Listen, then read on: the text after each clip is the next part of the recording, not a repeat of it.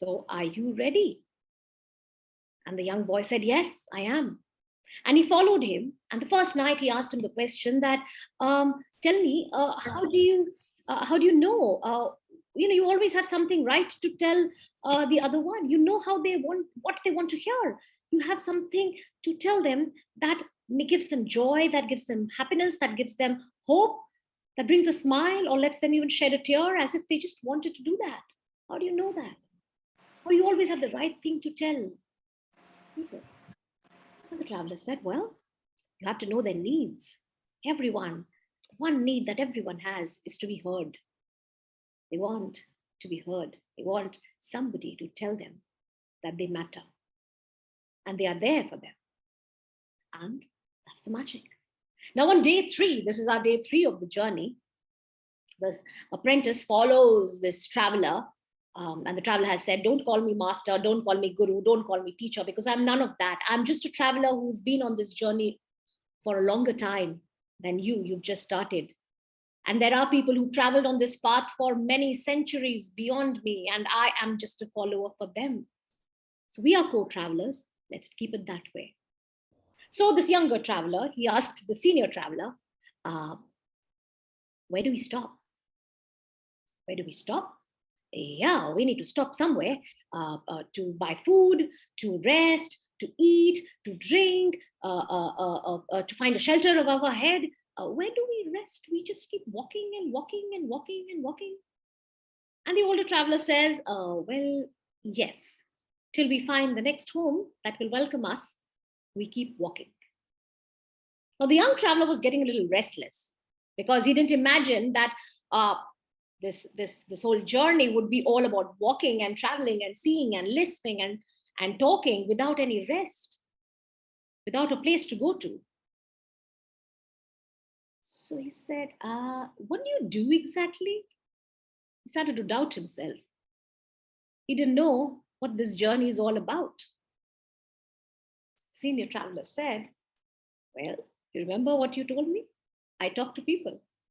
That's what I do. And I move from one listener to the other till I find a listener who wants to sit down to listen to me. That's what I do for a living. And that's perhaps what you started off wanting to do for yourself. On day 3, on the evening 3 of the Storied Way, I am delighted to talk about storytelling as a career.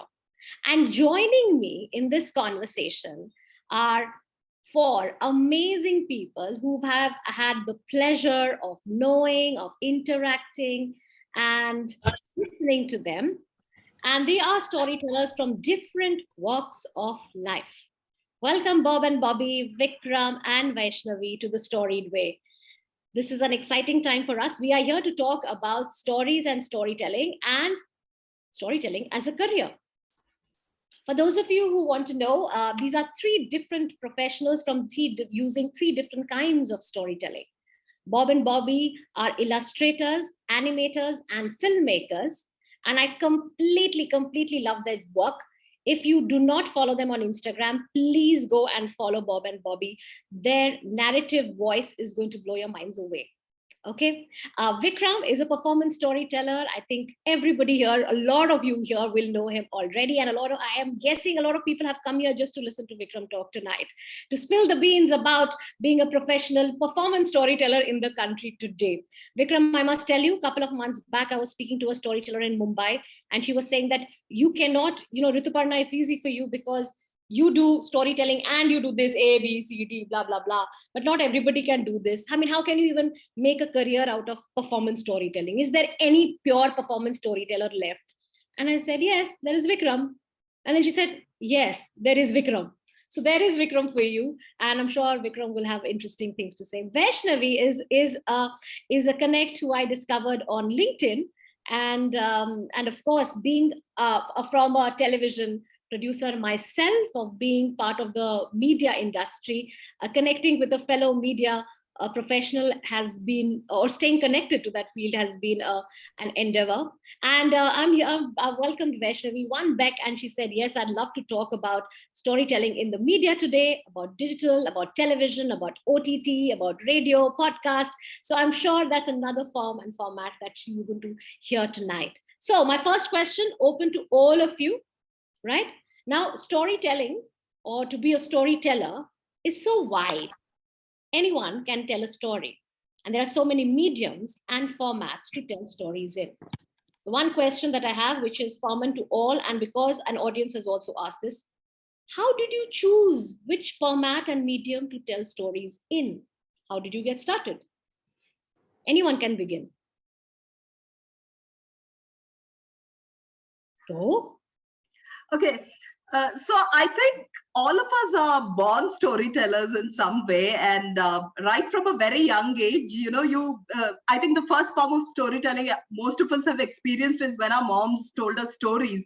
And mostly in my case, it was to make me eat. And I'm sure that's something everybody can relate to, because as kids, you're not going to eat until your mom tells you a story. So she used to weave a different story every single day. And most times it used to be about the vegetable that, you're going to be eating on that particular day. And it just, takes off from that point.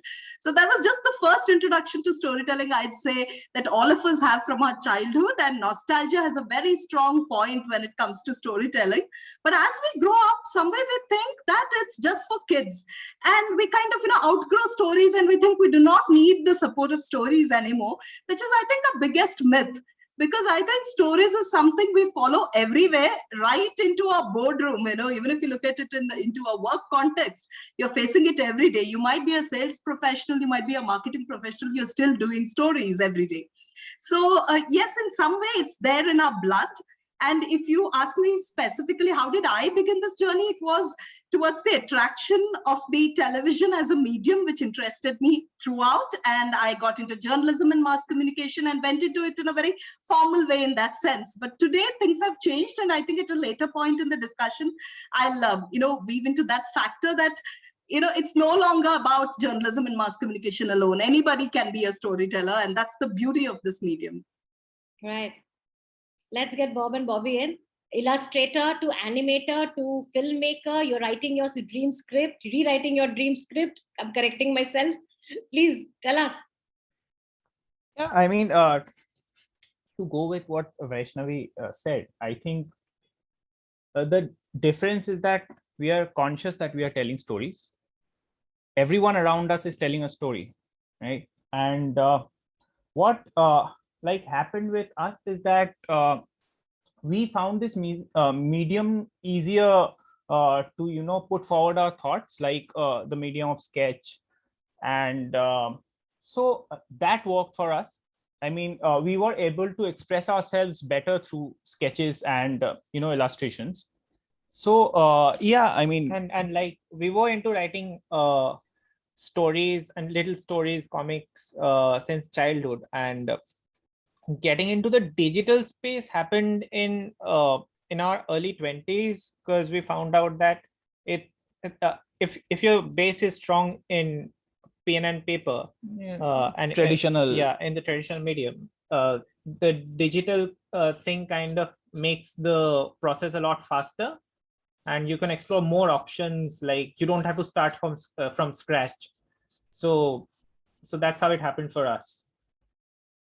So yeah, I mean, given the fact that media is a big industry, movie business, TV business, entertainment is a huge industry in itself, and we're going to talk about storytelling roles more on that.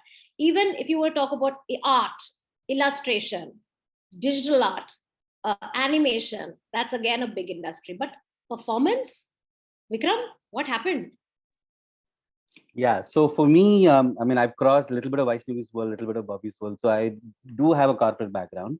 So I was part of the marketing team of an IT company. So the word storytelling did exist in my vocabulary in a very different domain, where I've attended conferences across India, across the world. And then every time the word story, tell your story comes. But nothing touched my heart, because everybody is doing it for a purpose. And when the purpose is there, the word storytelling is, when marketing is generally, it's a purpose, and you need to have an agenda. For me, it touched my emotion more in the theater space. So long story short, we all do many things apart from our jobs to balance our emotional and spiritual life. And for me, apart from my corporate career, which I really loved, of course, I also used to balance it by doing theater and a lot of work with conservation and working with children. And sometimes the question is, yes, you do it, but how long can you keep doing things apart from your work? You get exhausted. And in that space, for me with theater, I was trying to find my form in theater, because to be an actor is one, but to be not an actor, but to be in theater, because theater for me was not acting, was production, backstage, and many other things. And I've done that more than acting. I would remember 10% of acting. And the question saying that, what is my form in theater? And when that question sort of came in, and this is about, yeah, so I've been doing theater from 2001, and 2000 about later, somewhere when I had to do a story or a work with children, and there was a story that had to be performed, I realized that it was easy for me without a script. And like many of us have gone to school, and Operation Success, patient dead, we passed exams, but how much of it went to our heart? So I mean, for me, I'm saying again, for me as an actor, was difficult to go on stage, lines, and come back. I felt it was easy for me to be a performer. So there's a difference between an actor and a performer. An actor is bound by a certain guideline, and a performer has the liberty in a certain way. So I thought that, okay, there's no script. I can go to from Chennai, I can go to Bombay, from there I can go to Amsterdam, come back. So that worked for me in terms of the story. And that became, and then I realized that nobody performs for an hour and more than an hour solo. There's monologue, but that form of theater where one person performs for an hour or more was not existing about even 10 years back. I mean, there were people who were doing 15 minutes, 15 minutes, 15 minutes. What if one person performs a story for a long time? And that's for me was the connect where I could connect all my non-job portfolios of working with animals, working with children, working in theater, to say that now I'm performing as a theatrical medium, talking about conservation and animals as a form of ecology, and then social work where it would take it to children across demographics. And that for me, that storytelling touched me emotion, and that's the journey that I am right now. So yeah, personal transformation. That's what I think I will take away from Vikram, that somewhere he felt that this is where I am being pulled towards, and this is what I want to do. And so I want to quit what I'm doing and then transition into being a performer. From Vaishnavi and Bobby, what I heard is that if you've got the skills, if you've been trained to do a certain kind of storytelling, you've gone through a certain formal course or learning. Bob and Bobby, did you learn art? As I will say, very simple, like a parent, I'm going to ask this question. Did you learn art? Did you do drawing class as children? As children, no. no. Like we Thank started, ever since we could, hold a pencil, we started sketching. And, when we were in standard 2, we attended a drawing class for 2 months. That was it. That's it. And That's other it. than that, we were just sketching, everywhere. Writing from electricity bills to important walls. documents, So everywhere. that's it. Ladies and gentlemen, all of you here who are trying to raise the next generation of storytellers, please give them an open canvas to try their stories out. You, for instance, in some cases, you don't even need a formal training to become a storyteller. So yeah, I mean, that's my next question. Do you need training to become a storyteller today? You can talk about your own fields. You can talk about what works in your sector, in your segment. Do you need professional? I'm again trained in media. I went to a media school, Vaishnavi. So, and I know how much of unlearning I had to do when I went to a television channel, and it was complete waste of my father's precious money, I felt. And today I'm a very different kind of a storyteller. But yes, some of my training does help me today. I will do confess. But to all of you, do you need to be trained to be a storyteller? And how can you learn from the whole world out there? Because there are lots to learn by just watching and doing. Yes, I think in today's context, it's absolutely not necessary to go to any formal school. I know, I might be discouraging a lot of people from getting into, journalism and mass communication by doing so. But the basis is the more of real life experiences that you're going to bring into your storytelling, the better. And I'd like you to take a guess here. I mean, of course, you have been in television, so you would know. Do you know where did our maximum pitches come from for stories when I was in television? And what was the profile, do you think, of most of the producers who would walk in with a script? I would just like you to take a guess in terms of their profession. Anyone from the audience? Can you repeat the question? So I'm asking, while I was in a regional television channel, we used to get people coming in and pitching stories, right? So which is the profession, do you think, that most people came from when they came with their stories or pitches? Which profession did they come from? Lawyers. Engineers. Yes, I think someone got it bang on. Engineers. Who said engineers? Meher. Okay, Meher, I think you got it really spot on. And we find a lot of engineers, a lot of techies coming with it. And we're like, why the hell did you do science? Why didn't you do arts? I mean, that's your first reaction.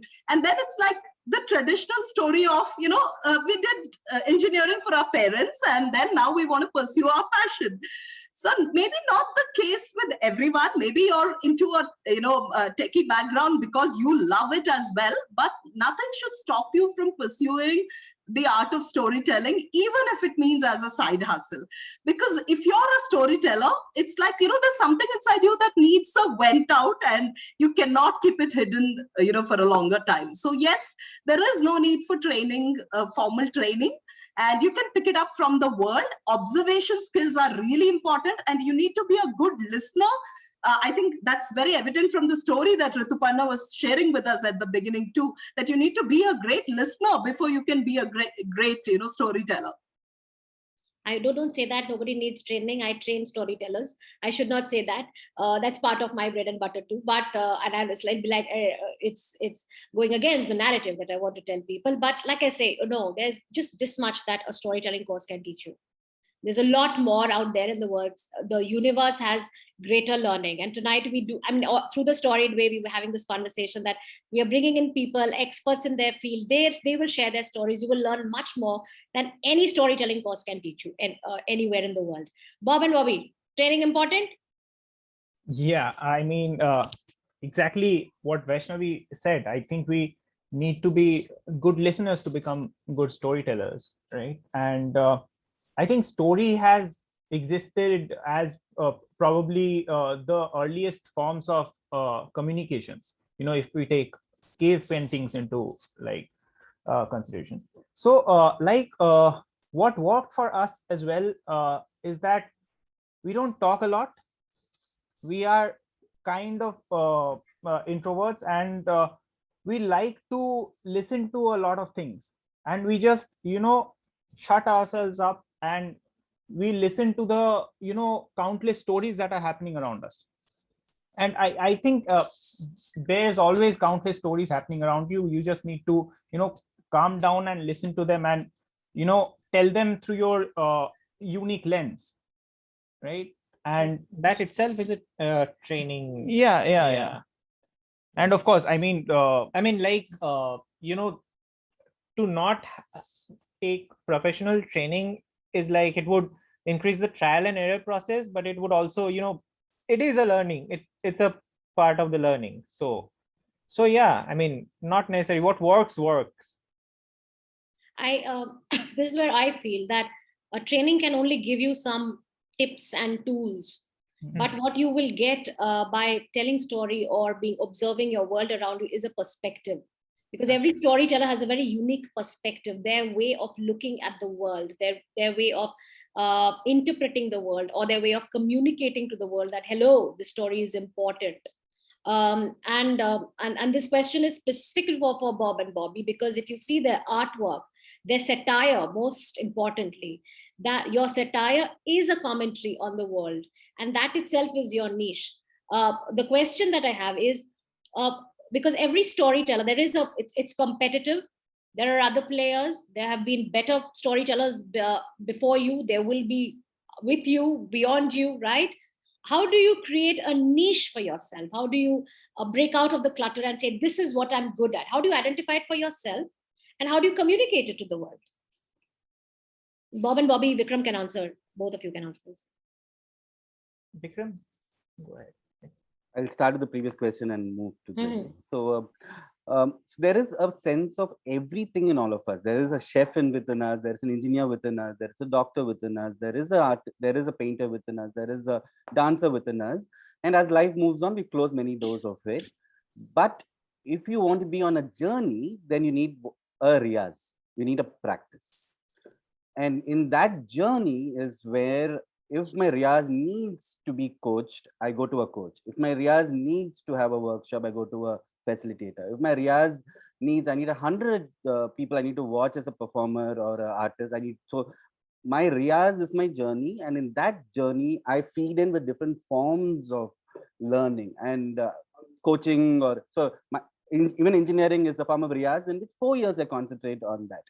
And that's when you get a degree, right? I mean, they don't give it simply like that. I mean, we've earned our degree. So in that way, so because there is, we can't say, oh, I mean, I didn't go to school. I mean, I didn't go to a catering college, so you're not a chef. Of course, there's a chef within us. But if that is your identity, then you have. So for the question saying that if you need to be coached, if your riyaz needs that, if you personally think that you need somebody to coach you, go to a coach. Or you say, I can learn from many people. So that where I follow this, I have 100, everybody is my guru. And there's always things to learn from everybody, because there's happening. A dancer sees the world in dance, a storyteller sees the world in stories. And that's the part. So that's would be where I come from. And from there to go to niche is to say that if somebody asks each one of us, who are you?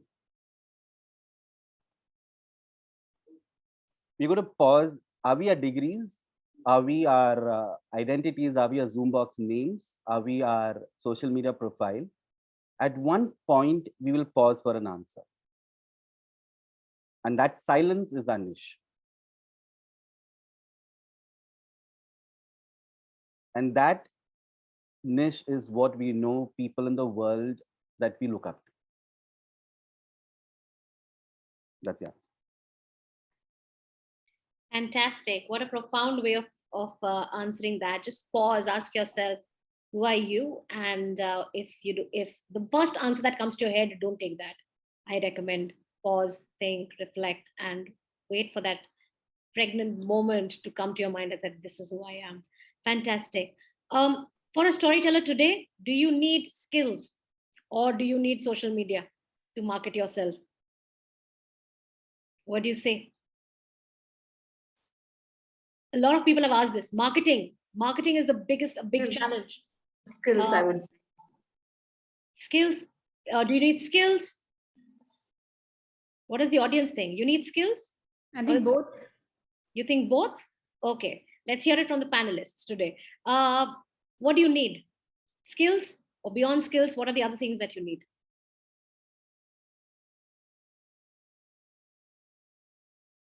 Okay, silence. So you need to be contemporary. You need to be with times. If you're not with time, you're outdated. So if today's times, because in 1,000 years back, social media was pigeons.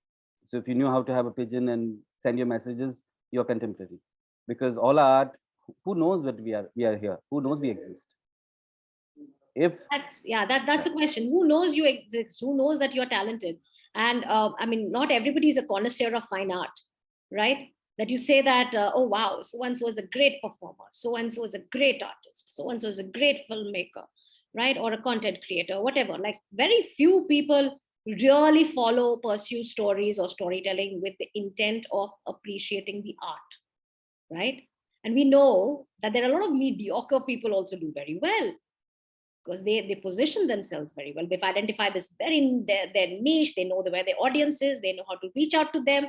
They know what to tell them, which will make them come back to them. And that is why they are following. They are increasing their following immensely through the stories that they tell. They also know what their stories will stand for, right? So we know that this is already happening. But a lot of people, marketing seems to be like, how do I tell the world that I exist? And this is what I'm good at. Nuggets of information. Yeah, so basically today I think the amount of opportunities available for everyone is really massive. I mean, in the earlier times, you couldn't, for instance, think of self-publishing your book. So right from there, right to blogs and podcasts, it's just like I think the recent report of YouTube content creators on YouTube. It was it was a clear sign of there's a whole lot of market out there, and I believe there's also power of abundance when it comes to storytelling. So there's no such thing as while there is very good competition, but then there's no such thing as someone's going to steal your ideas away. I'd like to quote one of my very favorite authors, Elizabeth Gilbert, from Eat, Pray, Love movie. If you have heard of her, she says ideas have souls. So it's like, it comes to you, and if you do not act upon it, someone else will, because the ideas will then move on to someone else. So similarly, I think stories have souls, and so if you do not act upon it, it will just pass on to someone else. And that's why you kind of, relate to a lot of ideas from someone else and say, oh my God, I thought of it, but I didn't really do anything about it, and someone else has it now. So this could happen if you do not market yourself in terms of, if you're just going to be sitting with your ideas or stories and not really taking it out into the world, then someone else will. But instead of looking at it as a competition or a fight out there, I think there is a lot for everyone to explore. There is abundant storytelling that is possible. So look at I think, linking back to your previous question, your niche should be your marketing tactic. So that's where you find your voice, and the way of course it helps. It helps, like you said, there are a lot of people who might not have great content and might still do well in terms of a career because of their marketing skills, and that's perfectly justified, I'd say. Crowdfunding is another big thing that's happening these days. If you look at crowdfunding and how a recent in Kickstarter, which is a very popular crowdfunding platform, how an author raised the highest ever money in a couple of days for a book that he hasn't yet published yet, an untitled book, because he was able to convince his audience that he's going to come out with something really big. So that's how massive the potential is in terms of marketing too. Yeah, absolutely. And I have seen, as a course creator myself, I've seen courses being sold before even a single course material has been designed or developed. That's because the one who's selling the course is telling a great future story. What will happen to you if you do the course? And they are selling this story of excellence before they're doing it. And what is it? They are telling a story, right? Once you do my course, you will be able to do this A, B, C, D, whatever. Are you having trouble? This is what you need. This is what I want. So they are storytellers, and they are perhaps selling something, not even stories. They are selling something else, some other skill, but they are telling stories. And that's the captivating power of, be a good storyteller, market yourself well. Am I doing all of this? I'm saying no, definitely not. But the point is just this, that some way or the other, something holds us back. Right? Bob and Bobby have a huge following on social media. So tell me something about, creating a community of audience. Let's talk about audience. For storytellers professionally, it's important to find audience that will pay us, the audience that will follow us, who will, fortunately, however you want to look at it, validate for the skill that we have, right? At the end of the day, but, at the end of the day, we still want the money to come out of that community, right? So tell us a little about building a community of followers. That's number one. And then leading that community to bring work to you.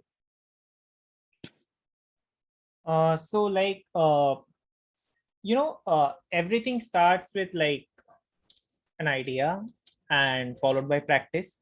So like, if you're enjoying the process, you'd make art, and you'll make art and get be a better version of yourself with every art you make, and the audience would grow organically. That's what happened for us actually. And when it comes to an audience that pays, like, there are two ways. Either you have to be patient with your style, keep on polishing it, and wait for it to explode, so that people would want to tell their stories in your style. That's a time-taking process. That is usually a time-taking process. Of course, there are exceptions. And what worked for us was like we had we are flexible with styles. We didn't restrict ourselves to one particular styles, and so and whatever we like created, we saw to it that like the concepts were strong, for which maybe people thought that these two are creative, and they have multiple styles which we can choose from. So that's what worked for us. Yeah, and also like on growing an audience, what worked for us is that like whatever we created, they come from a very personal space, and like the emotions that we feel, be it be it joy or despair around whatever's happening around us, or our way of reacting to things, we put that out, and we kind of give a touch of probably humor, or exaggerate it or blow it up. And I think that's where people have resonated with us. And if you are working on your, weaving a story around your personal experience, and you're blowing it up, adding some creative spices, keeping the core story Relatable. real. Mhm. That's when people connect. That's those what are the has time happened. people connect. And what happened from, like, for instance, like I created something around, made a comic around my social anxiety, but layered it with humor. And it's a serious situation, but I layered it with humor and made a comic out of it. So like personal experiences with you know with creative some inputs and all can make a good story. And actually people who have social Yeah. anxiety could relate to it. So yeah. Fantastic. Again, because if you're an artist, what will matter for a brand is, do they align with your visual vocabulary? Do they think you can match up to their tonality, their style of illustration? I just want to tell everybody that why did I also put this sort of a panel of very mixed forms of storytelling. As an organization, we consult brands and organizations in using storytelling. Now, though a large part of my work is oral storytelling, and many of you perhaps know me as a performance storyteller, but I also am a consultant and a coach to organizations, helping them deploy storytelling in their organization through various mediums. And I always tell people that a story can be told in many ways. Somewhere you may want to write it in your company blog, you want to write it in your packaging, you want to write it in your newsletter, you may have to illustrate it. You just get one panel to illustrate. You may have somebody may need to make a presentation. Somebody may have to have a sales strategy around storytelling. Your leadership may be invited for a big event where they have to talk. All of these are your social storytelling opportunities, right? And when we talk to clients, sometimes seeing this interconnectedness of storytelling is very, very difficult. And which is one of the things which I try to explore, that, you can tell your stories in multiple formats, and only if you know which story will fit in where. One question to maybe Vikram. Vikram, you're a performance storyteller, and I know you that's what you do, right?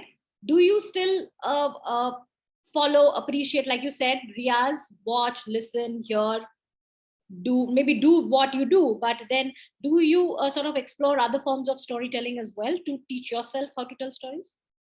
You have to. I mean, because the world is plural, and your journey might be on one road, but like many dancers have said, that many actors have said that I may be doing Bharatanatyam, but I need to go for a Kathak class. So I may be doing performance, but I need to go to ballet. I need to do salsa. I've gone to Kudiyattam, to different forms of movement, because your body is your tool. You better understand your body is going to get rigid if you're in one road, and being on one road is scary. So you need to look into many forms. My public offering is one, but my input is infinite. Yeah.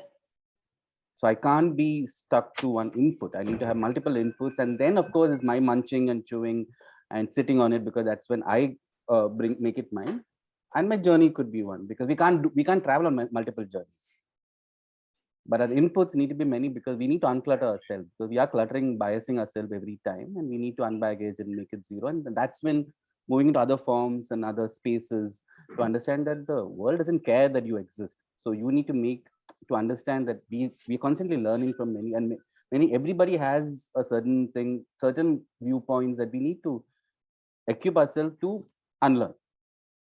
Absolutely. And you need to fuel yourself with enough story seeds, like I say. Your mind will, they will germinate in your head. Even a picture, an illustration, you will. If you've never looked at a picture and you've never interpreted it, you've never let your brain interpret it, then you will never see the beauty of visual storytelling.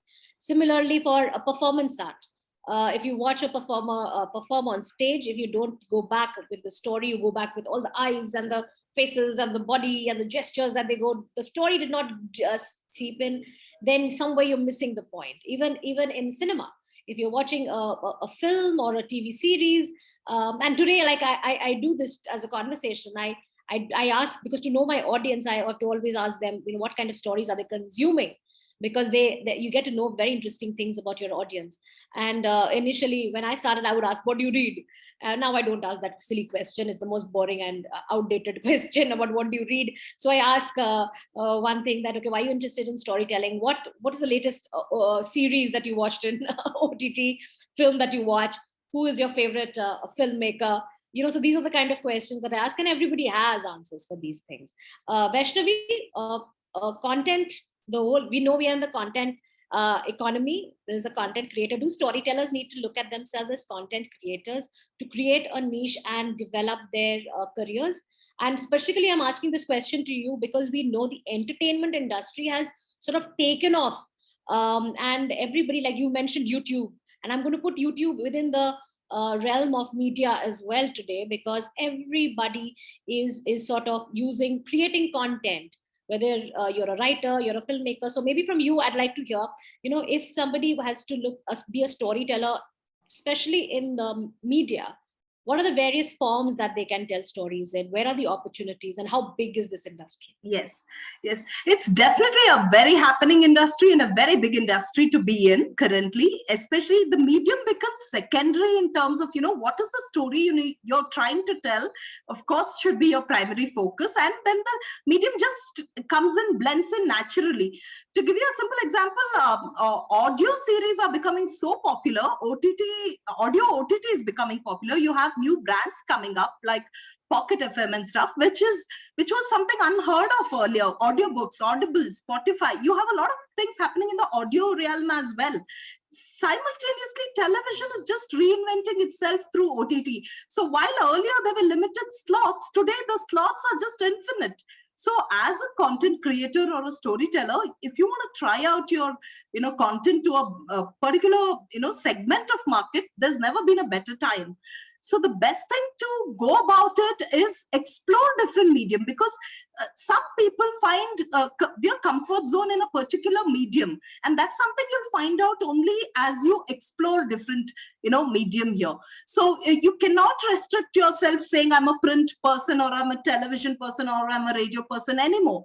Like for instance, television is the most writers medium today. Like, it's the script writers who can really drive great content on television and OTT, and you've seen this globally.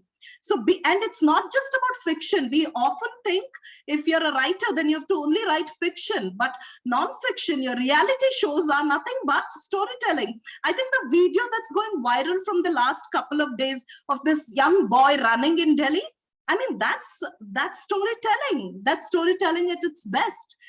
If you can create that kind of an impact out of everyday thing, then the medium becomes secondary.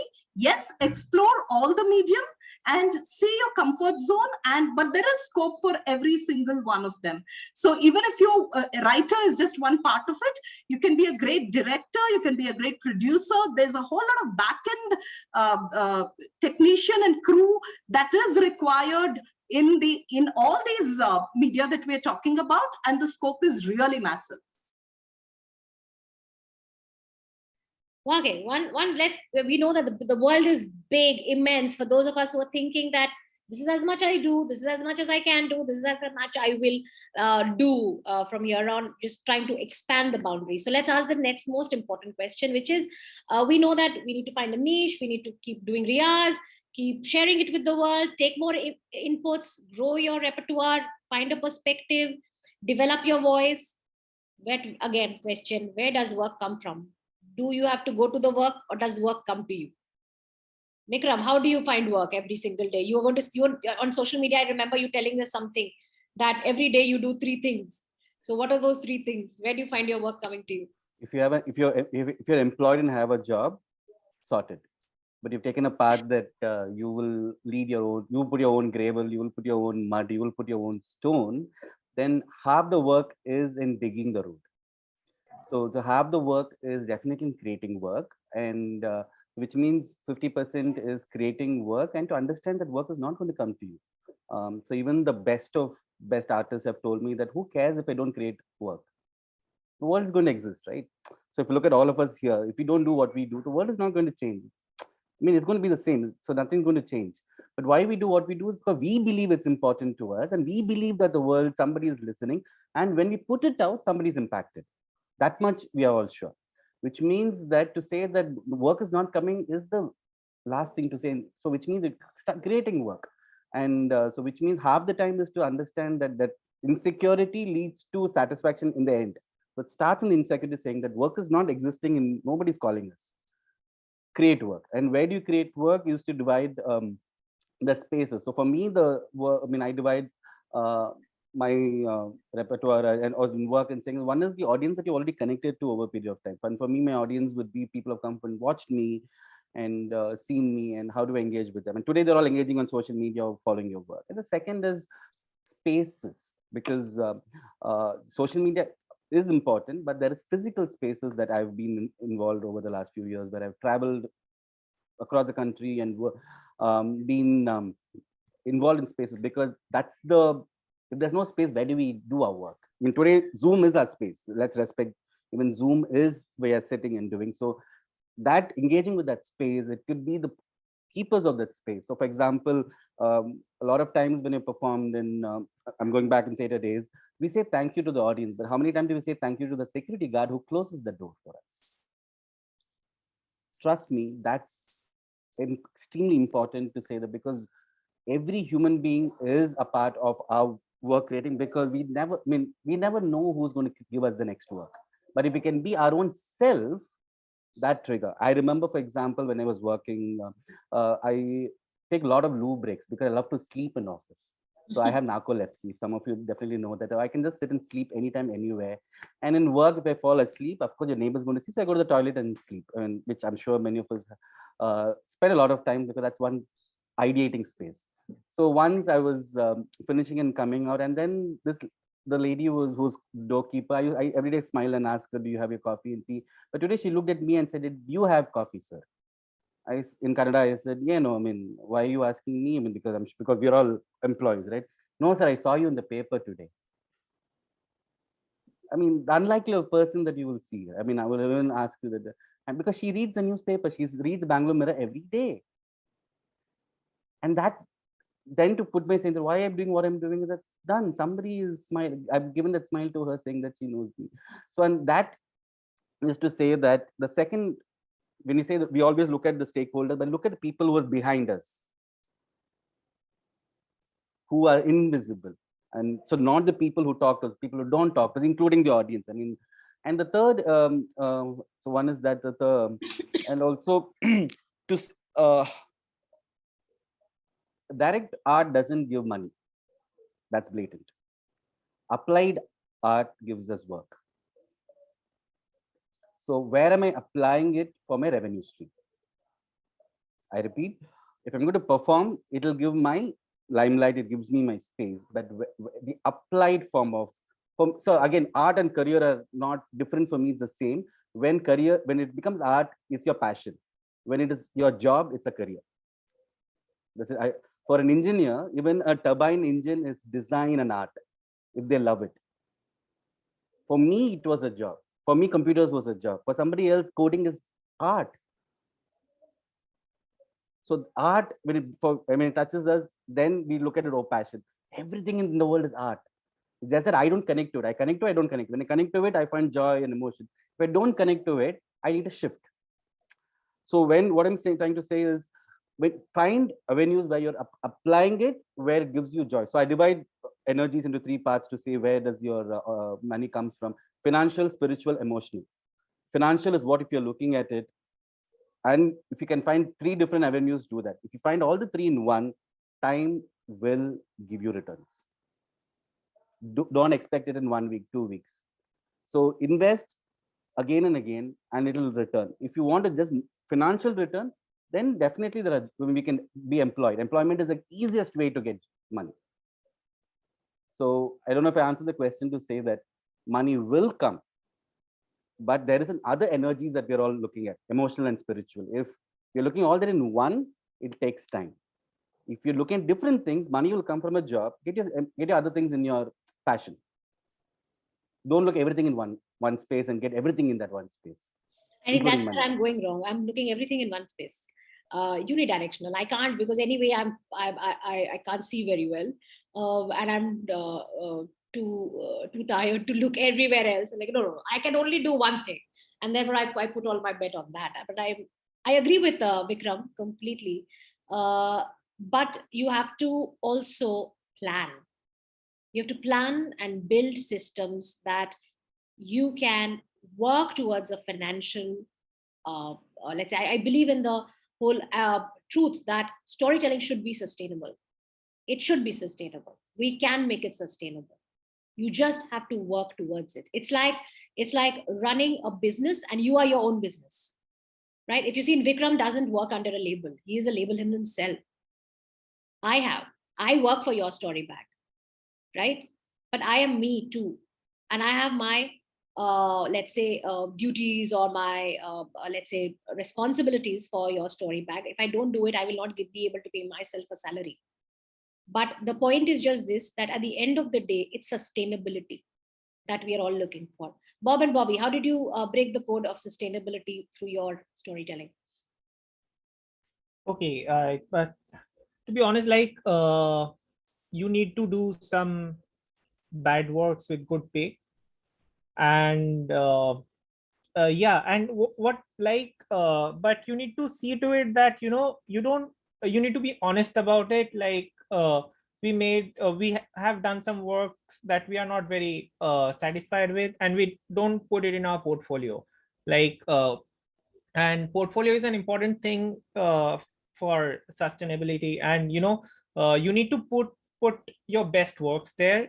And when you're starting out, one thing is important to know, that clients won't have time to go through your entire portfolio. So you need to make sure the best works make the final cut to your portfolio. And also, like your portfolio make sure your portfolio has a wide range of works.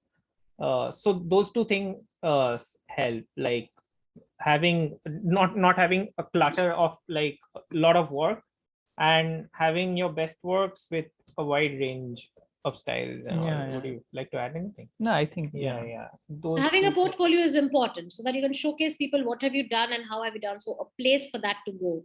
One question which we had from one of the applicants was, how do you negotiate this? Do this for us for visibility, do this for us one time, do this for us for sample.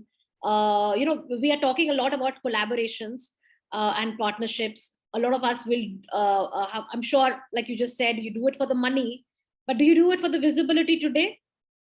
No, I mean, another thing here, it's if it personally appeals to you, or you find a connect which is very personal, then it's okay, like, to compromise that space. Otherwise, I think it's a very, cutthroat world in that sense, and which is, ready to exploit you at the drop of a hat, which also happened with us.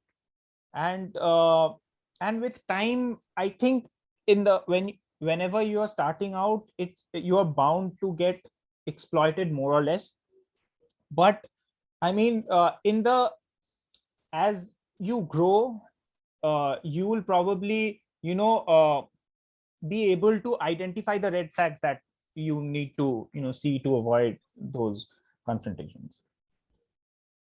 Vikram, what is your recipe? What gives you good sleep? So one is so there are 3 types of work. One is good money, great money. Money is extremely important. Even to pay my Uber and Olas, I need money. So if it gives me good money, yes, it's like how Bob and Bobby said, yes, it's a work that I don't connect with.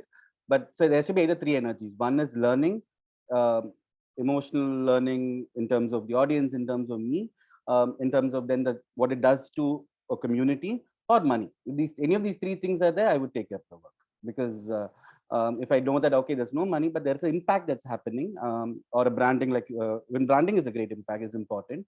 So one is definitely evaluate the proposal. Instead of saying, don't say no immediately because there's no money, because it might be a great learning and networking, because we all need network. For example, what if it's 10,000 people you're talking to, but there's no money? Of course, 10,000 is equal to at least some 500 likes in my social media. So you need to evaluate and pause. I mean, no is easy, but yes, because every opportunity is important. Because there's no opportunity, where will I exist? And you can choose what you stand for. Yeah. You can say that these are things that I stand for. This and negotiate. I mean, be open to negotiate, because I mean, you come with a skill and stand by the skill and say, this is what, even if you're paying me, can you grant? Sometimes they will do that. They do understand when you explain and understand it will. So stand for it, because I think that's important. So a lot of people, a lot of people I think come from that background, and I've had this question asked to me several times, that you can ask a certain fee because you've been doing it for so long. I'm starting off, nobody knows me, they will not pay me. So do you, and we as an industry, and that was one of the things which I also started off when I was a fresher, and I said there are no industry standards. What is the bare minimum that somebody should charge? Like in television, if you are a technical hand, you will have a day's salary, which is a wage which will be given to you, because that's what it is. Even a camera person will get a standard day's job, will get a certain fee. Unlike storytellers, unlike illustrators, number of pieces, style, layer of work, similarly number of hours that we'll have to go, coming, going, cost of let's say not being present somewhere else, earning from another project, right? Some tips from all of you together, maybe collectively. How can people negotiate better for their prices, the fee? How do they know that this is what I'm good at, this is what I should charge, and I don't care, I don't even know what my next storyteller, neighborhood storyteller asks, but this is what I'm worth, this is what I should be asking for? Any tips from all of you, maybe just put together? I'd like to address this, slightly deviate and address this through another perspective. If you've heard of Jai Shetty, the motivational speaker, in his book Think Like a Monk, he talks about something called circle of love. So this is basically applicable to relationships. What he says is, if you're, let's say you care a lot about one person and you do a lot of things for that person, but that person doesn't respond or reciprocate, he doesn't acknowledge whatever you've done to that person, but it'll come like karma. This is a circle of love, and it'll come through another person to you. So I think the same karma rule applies to, this is a bit of both the previous question as well as the negotiation question.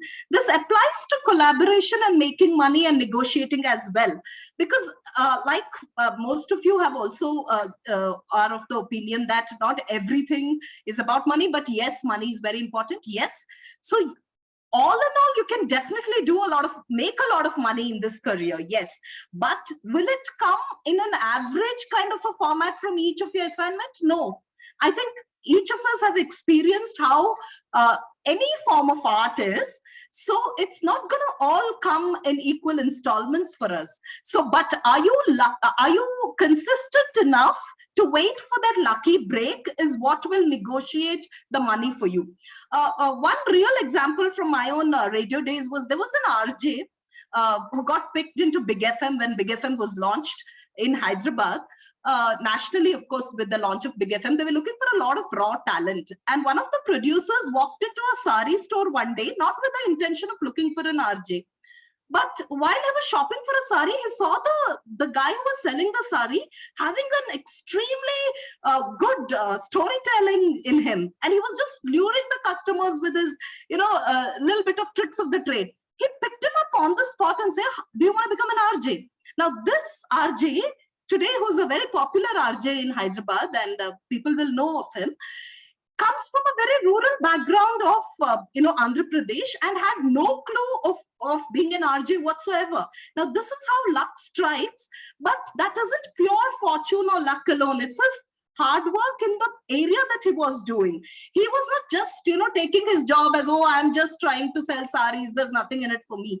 He was trying to do the best he could as a storyteller there, and he got picked into something else which he never even dreamt of.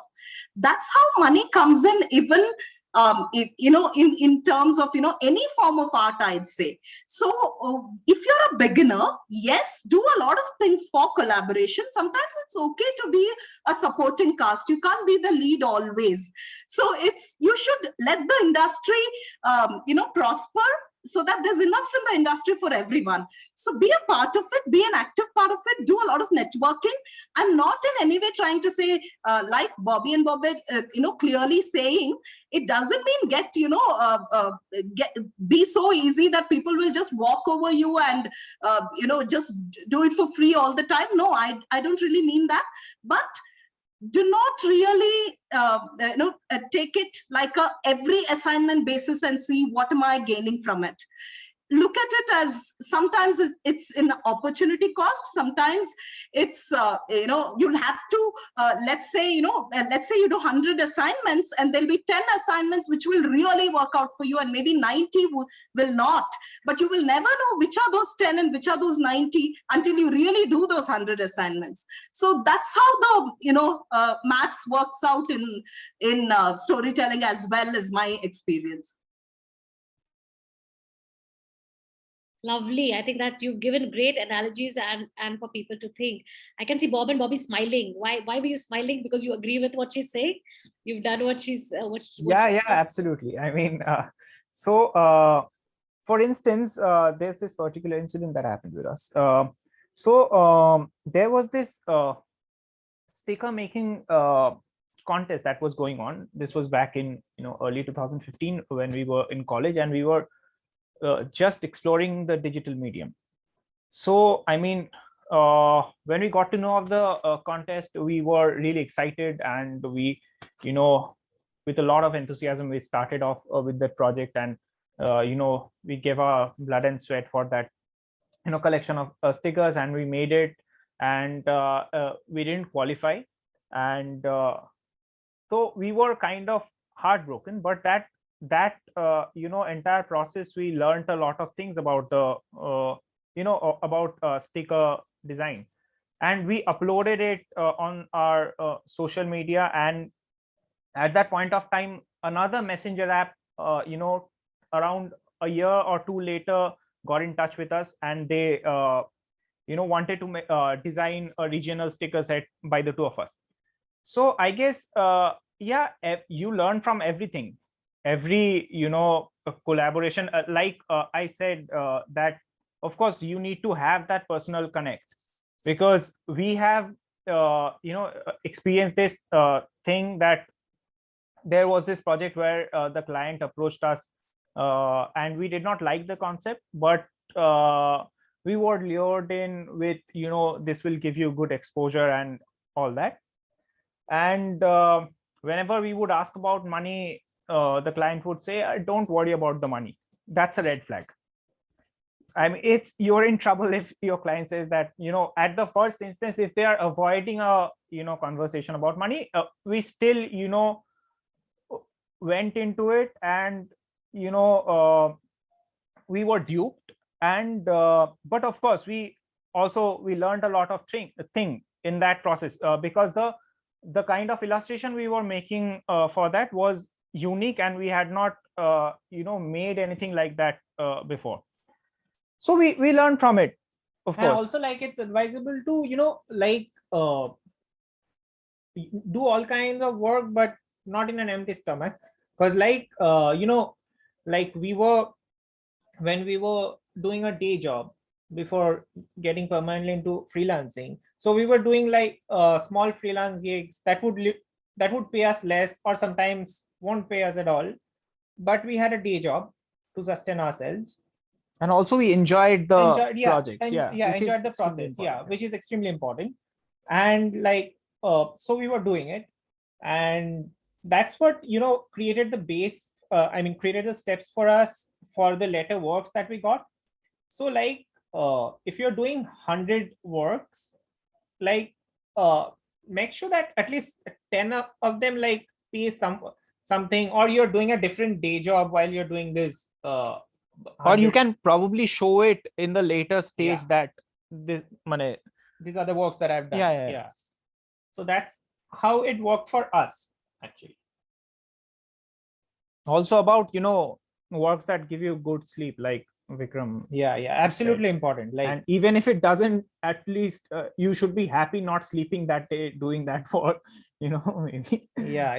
Sleep is extremely important for being creative and remaining creative.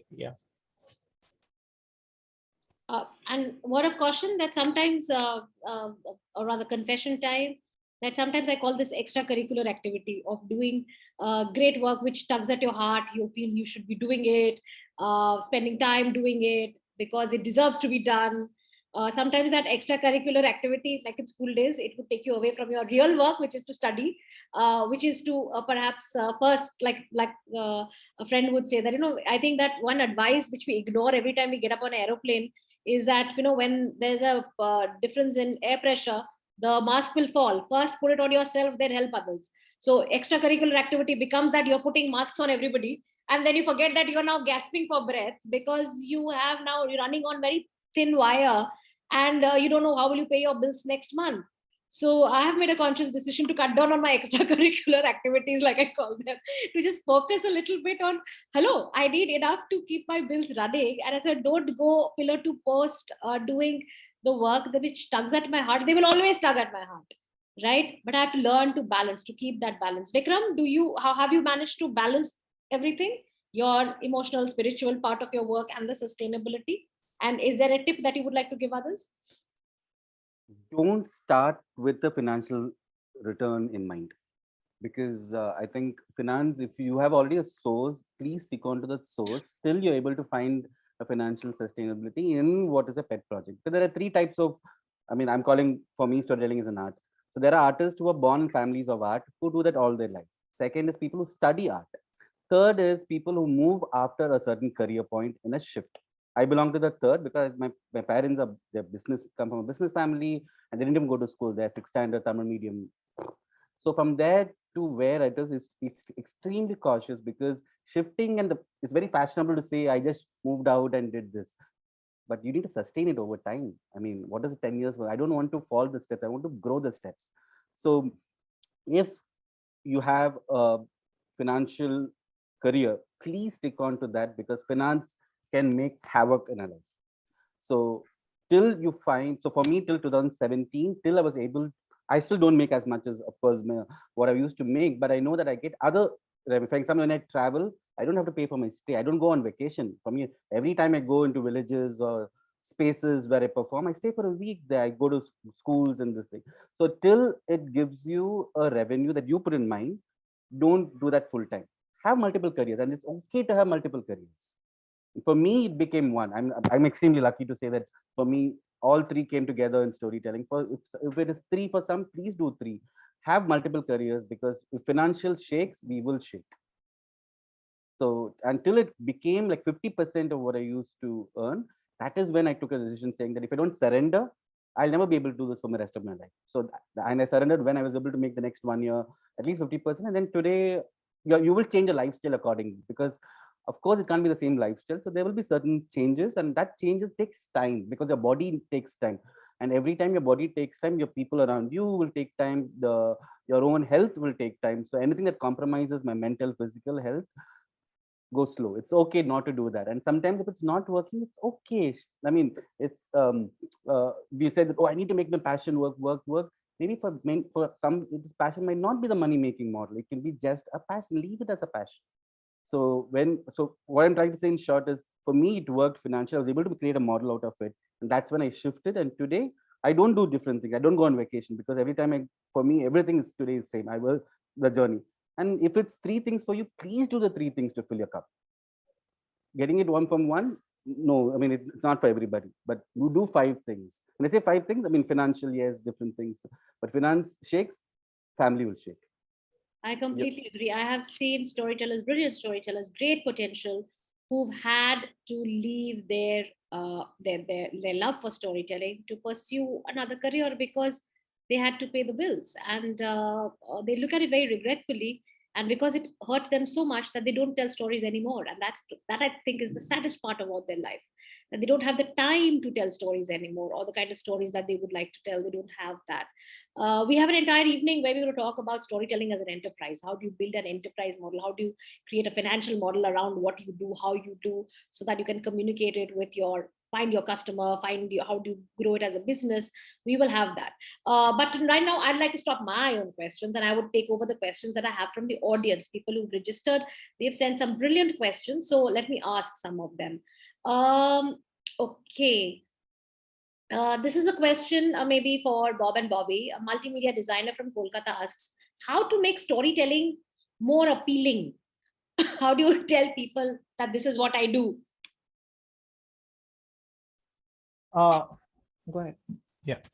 Yeah. So again, I'll say what worked for us is that it has to be personal, and even if that story is happening in your house. I have seen a lot of people, I think including ourselves, when we were in college, making just emulating or just copying another artist, not the style. I'll say people making anime, manga exactly like the way it is. So see, 95% of all art is derived. Only 5% is probably original. So you take inspirations, but it's very important to tell your story. So that's how your story hasn't been told by anyone else. So that's what worked for us. And I think it's extremely necessary that we find our own voice there. This is a question maybe for everybody, anyone who can take this. Do you approach organizations with your work, or do they find you? Who do you write to in an organization that this is who I am, this is what I do, I can do this for you? Do you need to tell them what you've done, or do you need to tell them what you want to do for them? How do you approach people for work? Okay, so if there's a pitch that you would like to make to a particular organization, the first thing I think you need to do your homework on is, what is that organization looking at in terms of, what is the new work they're looking out for? So study a bit of their model, study a bit of what are they in the game for, and pitch it in terms of relevance to them. Because, you might have a great project, but if your timing isn't perfect to what the organization wants, then it's a direct no right from the word go. Second, build some kind of an indispensability factor around it, in the sense, something that only you can give it to that particular project. This is very important, because once you take an idea to a particular channel or an organization, it's no longer going to be, of course, there are confidentiality clauses and everything, but tomorrow anyone can say, I thought of it too, and just pick your idea without actually realizing they're doing it. And this happens, to all of us very naturally too, because there are a lot of people thinking on similar lines, right? So unless you have some indispensability attached to it, in the sense, you are the source. Let's say you've done such good research around your story that you have the sources of this story with you, and they are already on board with you. And then you approach an organization, then the organization will find the strength in giving this particular project to you. So yes, there's nothing wrong in approaching organizations with your work, and no organization will come scouting for you unless you really need to get lucky for them to scout for you. You have to go out there. But when you go out there, do your homework, do a lot of research, and know whom to write to. Changes again. There's no one single formula here for every organization. You need to know who the decision maker is. Doesn't always mean you write to the CEO straight away, because then there are a lot of steps involved in any particular pitch and how they, approve it.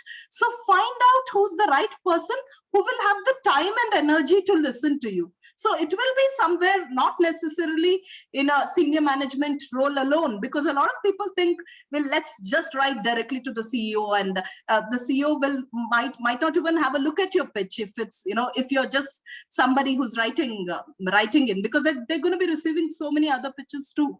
So yes, that's my bottom line on it. Do your homework. Fantastic. There's a specific question for you, Vaishnavi, which is, in media, do you see AI getting into storytelling? Yes, most definitely.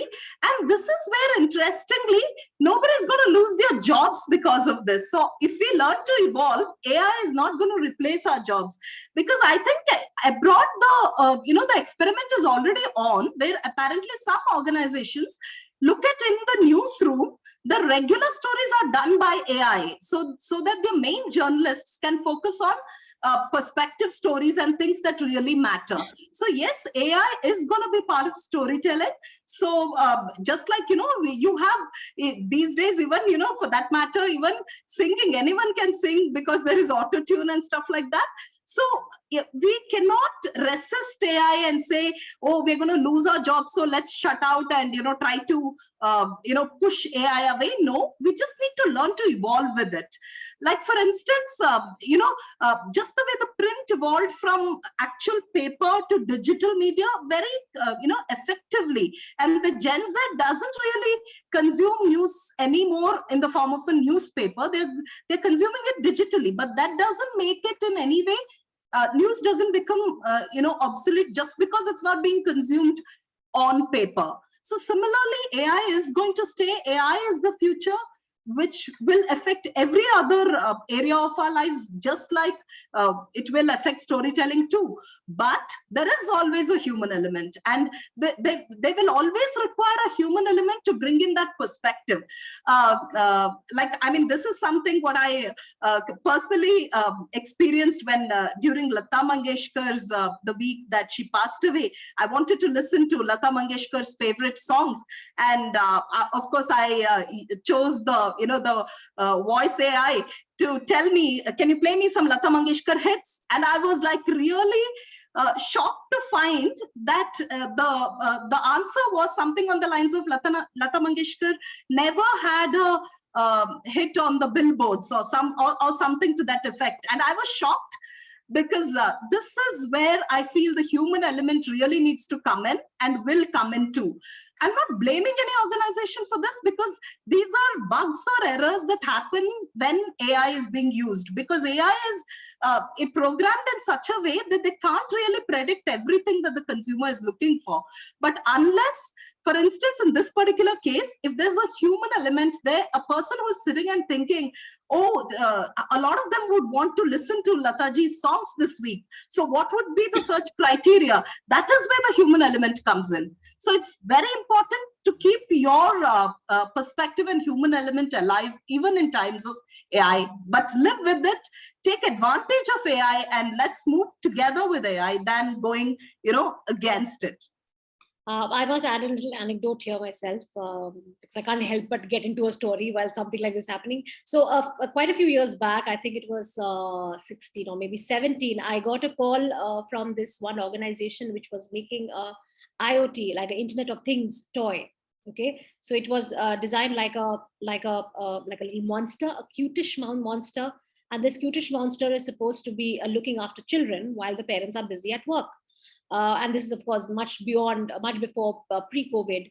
And the makers felt that this little cutish monster should tell stories. So they were looking for children's storytellers, and they came to me saying that, would you like record stories and give it to us, because then this kid is going to ask this kid, the monster, that can you tell me a story about rabbit?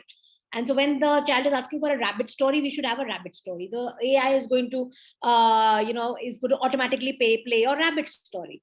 And I said, okay, which age group is this for? So I said, this is like toddlers to let's say children up till the age of 6. And at that point of time, I said, I'm sorry, but I disagree. Children at the age of 6 should not be listening to stories from a AI read bot. I did not take that project up because I felt ethically wrong. I didn't want my voice to stand that would have been a paid project. People would have paid me for a cute little rabbit story, a 3-minute story perhaps.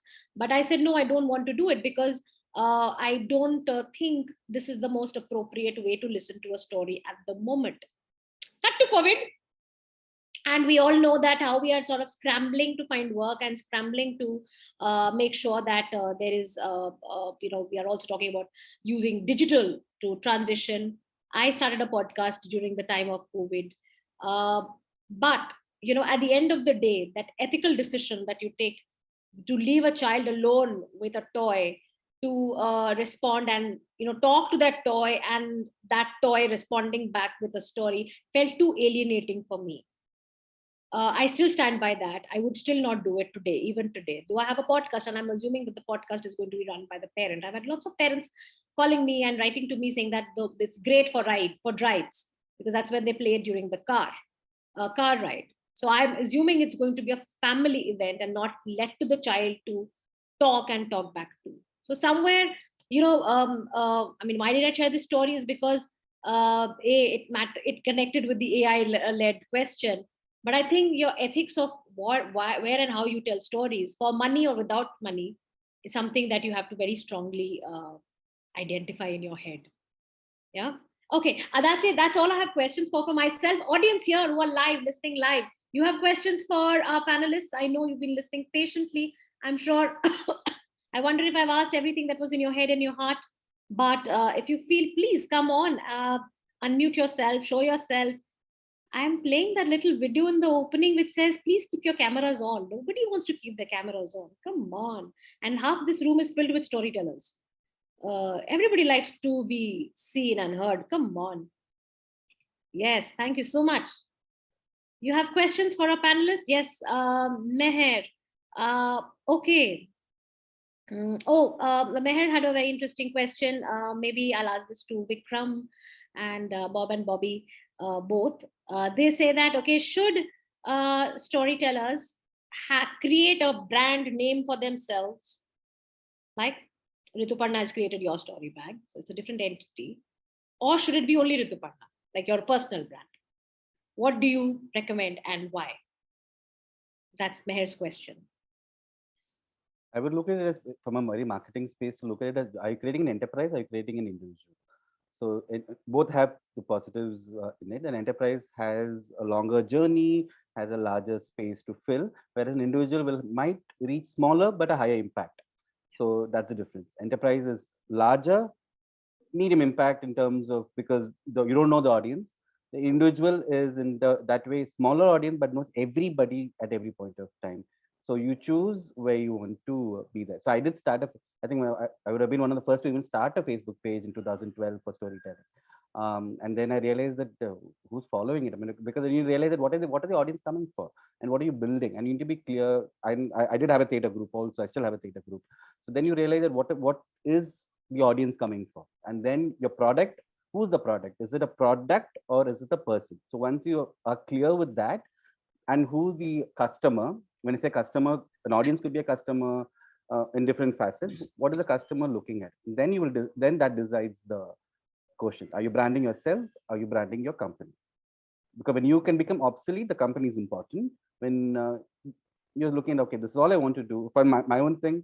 I realize that I can't run a company. I'm beautiful. I just want to live life in this way. And I chose that, well, Vikram will be Vikram, and the marketing brain knows to do personal branding. So of course, I would say that we don't leave our previous life. We move on from a previous. So never in life our previous journeys will go away. We will use it in our current. And just to answer that, Meher will not be here for the rest of this Storied Way, but we have two special evenings where we're going to address just this in different ways. We have storytelling as an enterprise, and we have build your brand, build your story, own your story. So which will sort of answer the same question a little differently. But how do you really choose between your personal brand and a business? Bob and Bobby, do you think you will open a creative agency one day? So we actually have we have registered our organization where we take on projects, but we haven't, we are not planning to take it to that scale where we employ people. Or it hasn't, not yet that, Not it yet, has an identity of a huge identity of its own.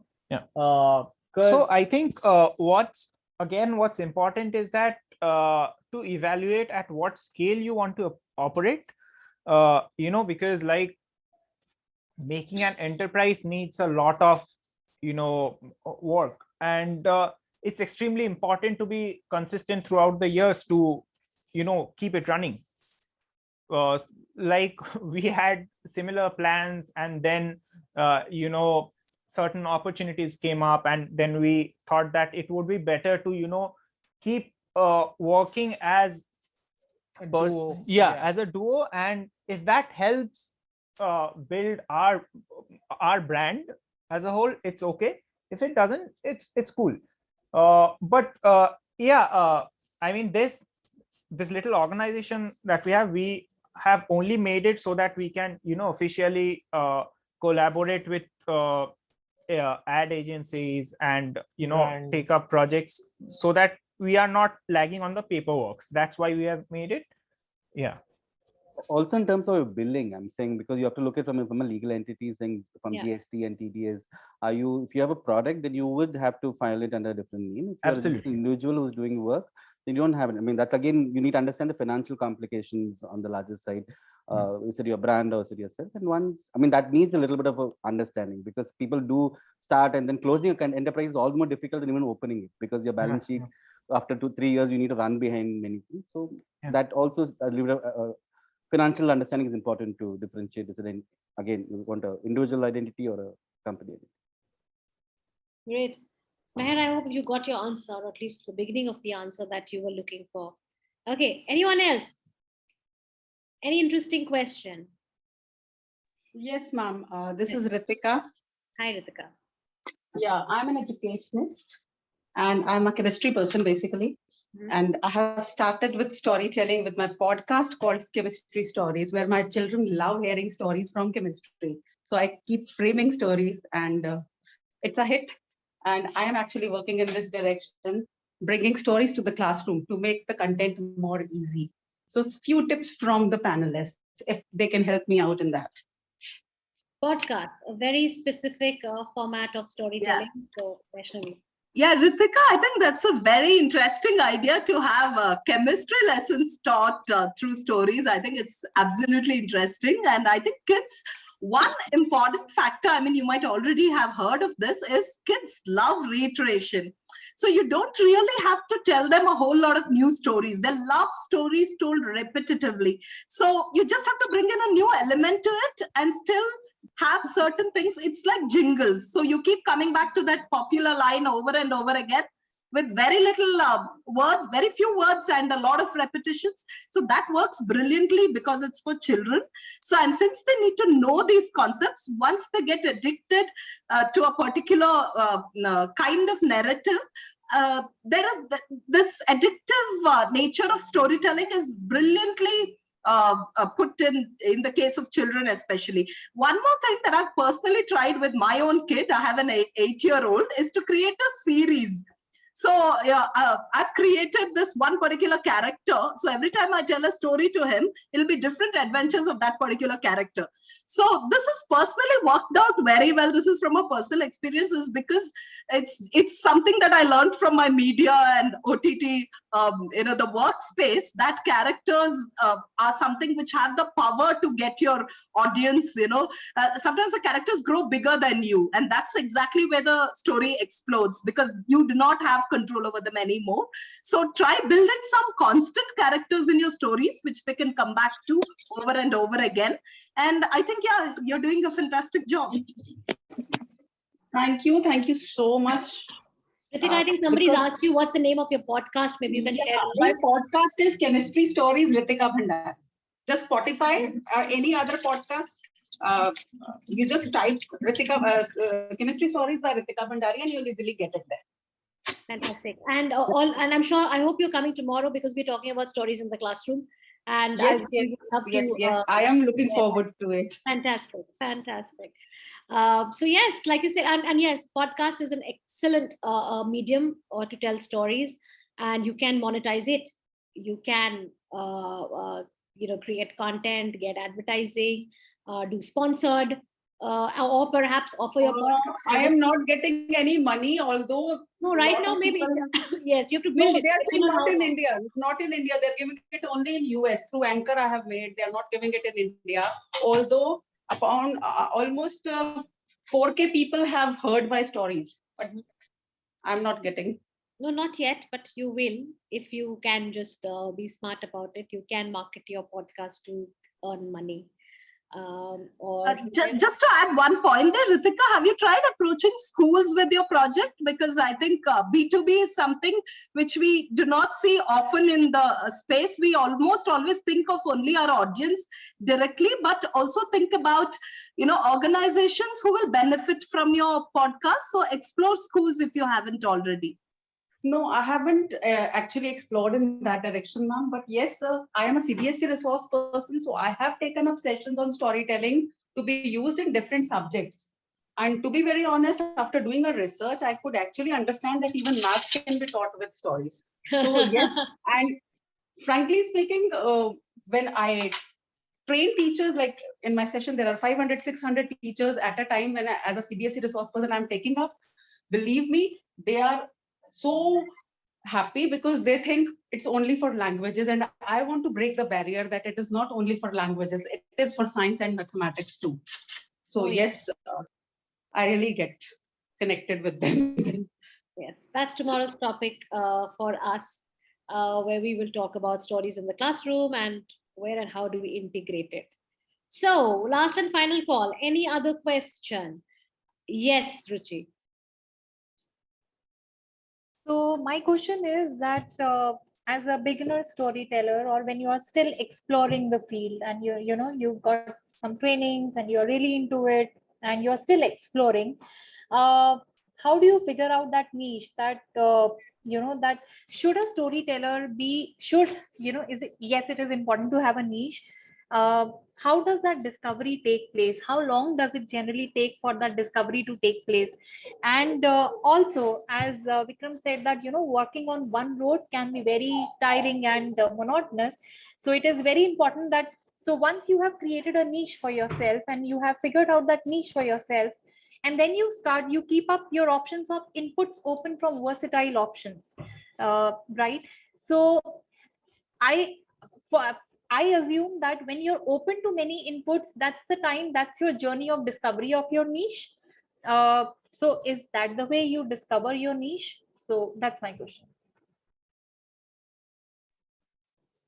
Okay, the niche is also in terms of what the world is telling you, because we have to understand that we can keep giving something to the world, but at certain time the world will open its arms and say, this is what I need from you.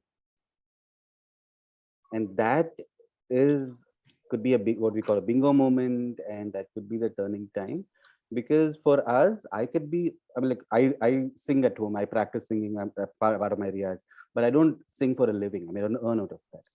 But over time, so when I'll tell you my journey is when I did storytelling, I used to work, and then from 9 to 5, and at 12 o'clock, I used to go work with an autism center, working with movement as a part of it.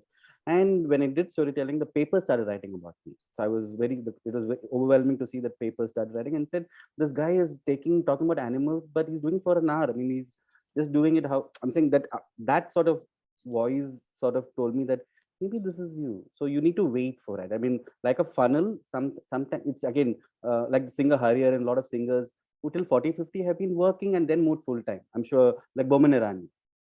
Boman Irani so same thing with Harrier and a lot of so wait for that. I'm thinking the problem is we expect because it's worked for somebody, we think it'll work for us. That's the first failure for us. Because we need to understand that we are doing this for interest, we are doing this for passion. Keep doing it, keep putting the seed. I put it for 15 years. I didn't even know. 20 years ago, I would say that. I didn't know. I'm a very mediocre person. Nobody ever told me that you're the best. Even today, I'm on the journey of storytelling. I'm not a storyteller. Because this journey is giving me returns in 3 ways. But my journey can't stop because I've surrendered to it. And that's where I would say, so be on the journey. If it's not giving you money, find something else for money. If it's not giving you emotion, find something else for emotion. And because, like I'm saying, even for Bobby and Vaishnavi, because we've all been there, it will somewhere join the dots. It's like a Venn diagram, no? For me, I made it 16 years. I've woken up at 4 o'clock, gone to the forest, come back, went to work, come back, went and did production. I've got on a bike and fallen down because I do have narcolepsy. So, but that, what have you given to it? The second question, very important, what have you done to the art? We all take from it. What are we doing to it? Once you do it, at one point of time, you will see. If not, do it for your lifetime, maybe next Janma. Why this? So I'm saying, keep giving. It will work. That strength I can tell you. Today, tomorrow, I can't tell you. Maybe next year. But what have you given to it? We take from world, what have we given? So when you give, so one of the ways the ecosystem, we're all building a beautiful ecosystem. One thing the pandemic has done for storytelling is, what is us? So I call it co-opetition, not competition. The word co-opetition is when we all are in the marketplace. We go to any of the Kerala, the mandis, you will find the tomato sellers together. We need to sit and do this. And I mean, some of you here might know that every time I've traveled, I've met everybody over coffee because I believe that we are here. We don't have to have formal, we can, because as a human being. So that's the difference between a company and us, right? In a company, we've made it an entity and we're employee IDs. So here, let's not make us employee IDs. And I hope the word industry is interesting, but when it becomes an industry, humaneness will go away. So let's keep the humanity with whatever we're doing and find a model to sustain.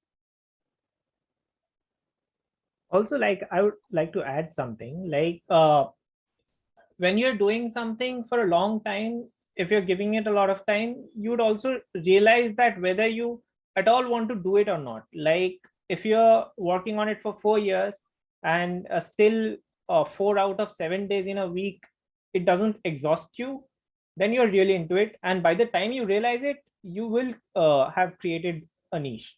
I believe that, I'd narrate an incident, like, when we were working day job, like, we sketch all the time.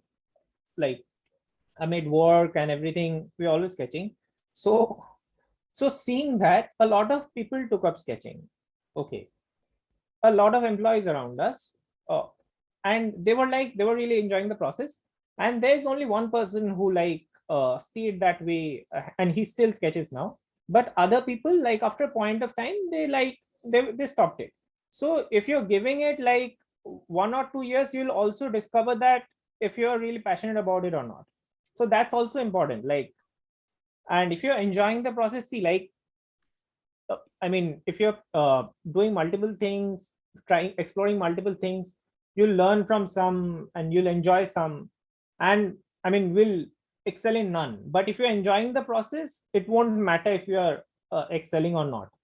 And by the time you realize that, you will develop a niche, we believe. Thank you so much. Thank you. It's all about, it's a journey that's more important than reaching somewhere, you know. So thank you. That's why this is called the storied way. You don't really get anywhere immediately, or there's no shortcut. And if there is a shortcut, you may feel that it's still not the kind of journey that you want to make. You'll have to be a little patient and find joy in just keep walking to your next list now. Thank you so much, Vikram, Bob, Bobby, Vaishnavi. My heart is just filling up and filling up and filling up every night because of the honesty with which all my panelists are coming and sharing their stories, their experience, and being so truthful to these questions. Some of them are difficult, but these questions need to be asked because we, all of us, are trying to, I will not say break the code, crack the code. We're all trying to explore what works for each one of us. We are very different from one another. And I think being different is what you need to be own. You're trying to be like somebody else, follow somebody else's footsteps just because they have done it and they've been able to do it. It may not work for you. Find out where your heart lies. What can you do every single day? Like Bob said, that you can do it 4 days out of 7 days. And then you're in a good space, right? Find and keep building yourself. Look, and the universe, our universe is connected through stories. And that's what the Storied Way is trying to do also, trying you to give you enough stimuli to feed your ideas. You know, like Vikram said, you can do Kathakali, but you still go for the Kathak recital because you're going to take away something or the other. You watch a film or you watch a trashy comedy, but still you're going to laugh and have fun while doing it. Thank you so much, everybody. And thank you to this audience which has been turning up every single day. If you like the Storied Way, please leave your comments for our panelists. It's very important. Any tips for me, any feedback for me, if you want me to, I'm trying to get as many of your questions through our, in our evenings. So, but if beyond that, if you have any other questions that you think we can answer, please write to us and tell your friends about the Storied Way if you liked it. Let's have more people come and listen and talk and share stories. Thank you. Thank you, Rituparna. I think, it was amazing to be here. And thank you, Bobby and Bob and Vikram as well. I think enjoyed it. And all of you, I think the audience here, all the storytellers here, I'm sure over the past few days have benefited a lot from the, all the sessions that you've been having. And good luck to your story back too. Thank you. And like Vikram said, no, your story bag is not a very commercial place. It's not, I will not tell you to enroll for my course yet.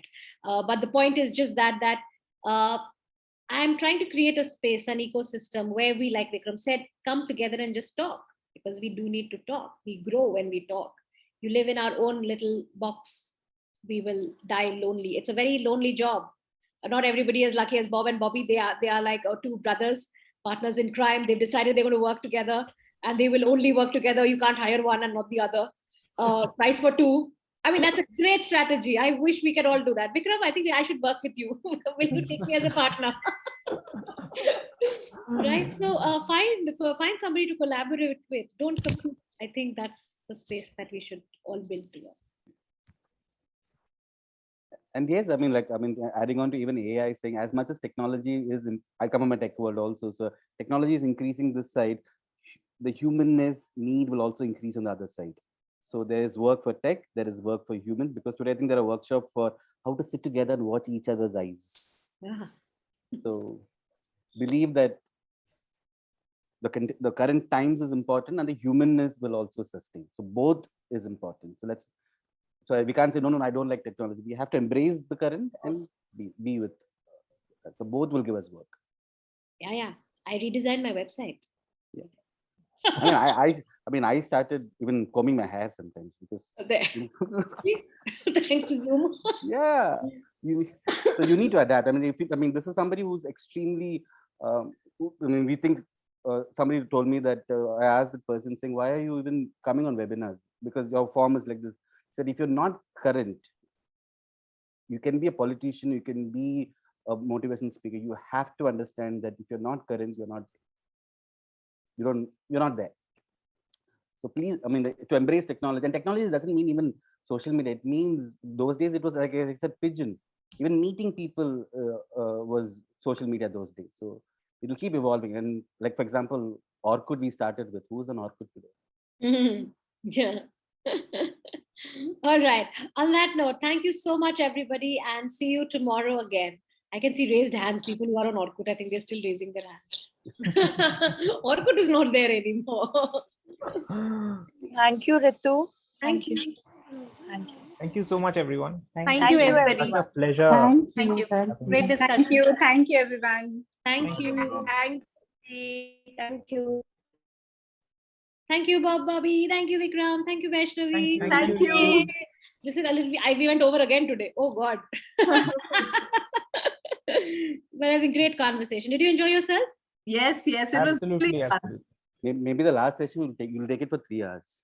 Oh my God. No. I'll die. Oh. I'm trying to control myself from coughing. So I think that's quite a challenge for me. Till I hope I last the week. Thank you so much, everybody. Good night. Thank you. Good night. See ya. Love you. Bye. Bye. See you. Yeah.